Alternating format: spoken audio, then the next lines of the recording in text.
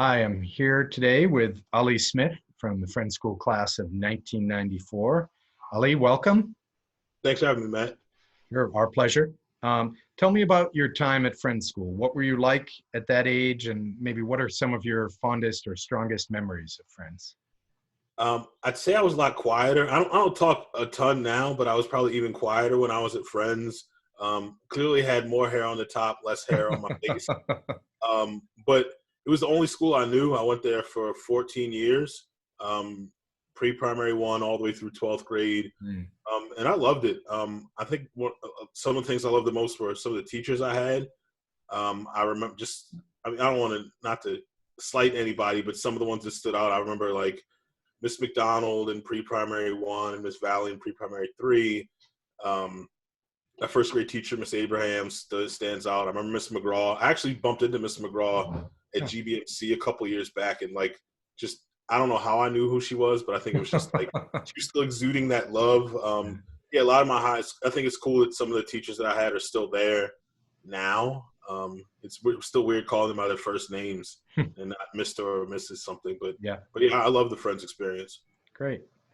Um, so later on, you went on, and a big part of why we're talking with you today is you went on to found the Holistic Life Foundation with your brother and fellow Friends School alum, Atman. And how did you come to that, and what was your path to it, and then maybe tell us a little bit about the Holistic Life Foundation.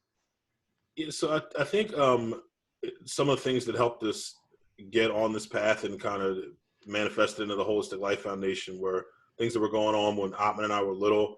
Our parents were into yoga and meditation, and like our mom or our dad was mostly into yoga and meditation, and our mom was into like Ayurvedic cooking and things along those lines when we were growing up. So my dad would make us meditate every single morning before school, before we went to Friends. And I think going to Friends School was a part of that too. I mean, meeting for worship.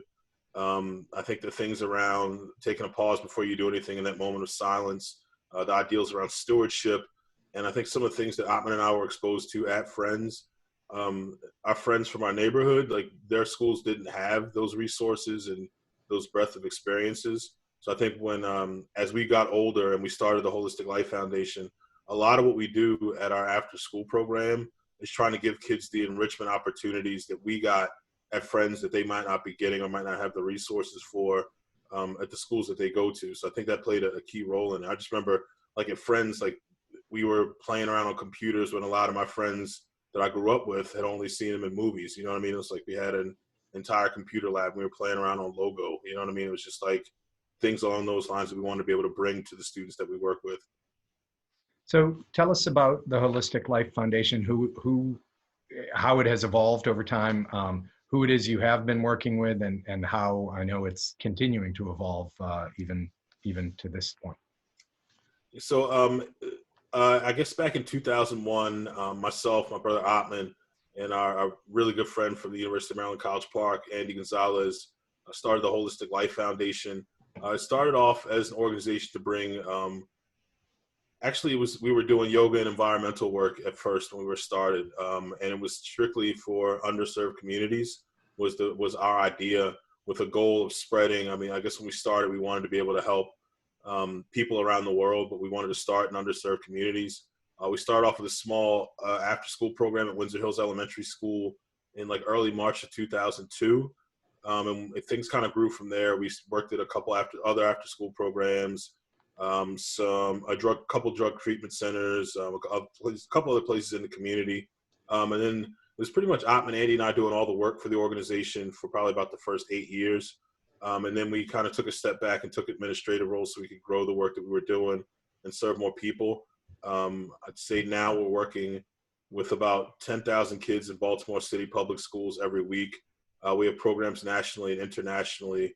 We have online platforms for training. We travel a lot, I guess as far away as South Korea to do trainings and work.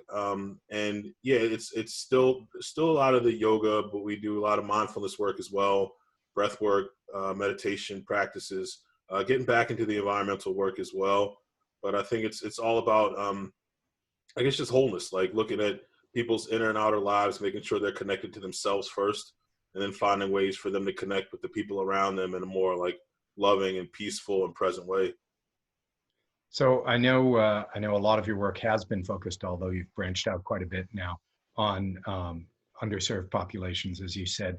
How has what you all bring to those situations? How has that been particularly responsive to the needs of an underserved population like that? I think first is dealing with the underlying trauma that a lot of people are dealing with. I think a lot of, and when you look at ACEs scores, the Adverse Childhood Experience scores, when you look at the scores for particularly young people in underserved communities, whether that's urban or rural, there are underserved communities all over the place. Their ACEs scores are really, really high. So they're dealing with trauma. So a lot of the behavioral issues that you might see in the classroom with kids along those lines, it's not behavior issues, they're trauma issues. So their brain's in survival mode. You know what I mean? Like executive function plays a big role in success in school. And if your brain doesn't have access to the prefrontal cortex and you can't really access your executive function, like it's going to look like behavior problems, but these problems are actually trauma issues. And a lot of the young people we work with don't have consistent, caring, present, loving people in their lives. So I think it's just a lot of things around that, helping them deal with their trauma. And then also, once they deal with that, I think you have to work with finding a place for inner peace, because a lot of young people might not have places outside of them that are peaceful. It might be chaos all around them, and they might not be able to escape or go on a vacation or go to a retreat center. So they've got to find that place for inner peace. And once they find that and cultivate that, they can kind of manage it. And then I think beyond that one is our workforce development program, because a lot of the young people that do have that inner peace, they still got to worry about providing for themselves, their families, their younger siblings. And we try to hire the young people that have gone through our programs and provide them with opportunities for economic freedom and some stability. And I think that's one of the things that we have been offering most these days is our workforce development program. And I think that's what has been able to help us grow to serve. I mean, we've probably taught any demographic that you can name, and at really high numbers. So I think it's just that's what's helping us serve more people, is being able to bring our kids through these programs and help them with the practices, and then employ them to teach other people the practices. That's wonderful. And it's astonishing when you mentioned those numbers, the number of kids you're working with and have worked with over time. The reach is just enormous. So that must be very satisfying for you. Yeah, it's awesome. And one of my favorite things about it is like over the past, I guess maybe like, I don't know, maybe like 7 years or so, Atman, Andy, and I have been stuck in the office. Like we went from hardcore on the ground, doing the work every day, to straight administrators behind a desk, and to see how many more people we're helping now, and how our staff has grown from just really rookies and really kind of green in the field to being like experts amongst themselves. Like they're developing their own personal practice, and they've taught. I mean, our staff is taught all over the world too. So it's really cool to see them go from like a lot of those young people that we started with in 2002 in early March of 2002 actually work for us now. So they've like gone through the whole gambit. Like they're still here. They're still helping, and they love giving back. I mean, they also love making a good income doing it too. Yeah, that's wonderful. It occurs to me we're all in a heightened level of stress right now with the changes that are going on and the sort of lack of certainty and lack of control that we're experiencing. So the mindfulness skills, the calming, the finding an inner peace feels more relevant than ever. Do you have any just quick tips for people if they have a short period of time of how to get to that more peaceful state? Yeah, I mean, just quick tips. One thing is your breath. If you're able to control your breath and be aware of your breath, you'll notice when you are stressed out and your breath is short and shallow, you're in that stress state. If you can slow your breath down and be in control of it, you can calm yourself down pretty quickly and pretty easily that way. I think looking for gratitude and finding gratitude and looking for like those small blessings in the things that are around you.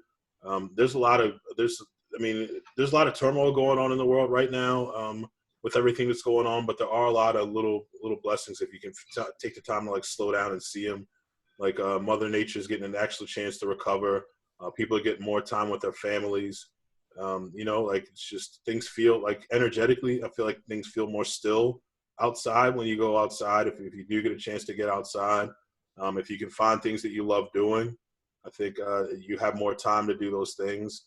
And I think it's giving people an opportunity to get to know themselves. And I think people have to practice that self-love and get to love being with themselves, because you're going to get a lot of time to yourself right now, and you're either going to resent it or you're going to cherish it and love it. So if you can, a lot of the mindfulness stuff is accepting yourself where you are for who you are and having that self-love. So if you can cultivate that, then I think you can have a lot more joyful experience through with yourself, with all this outer turmoil and chaos going on.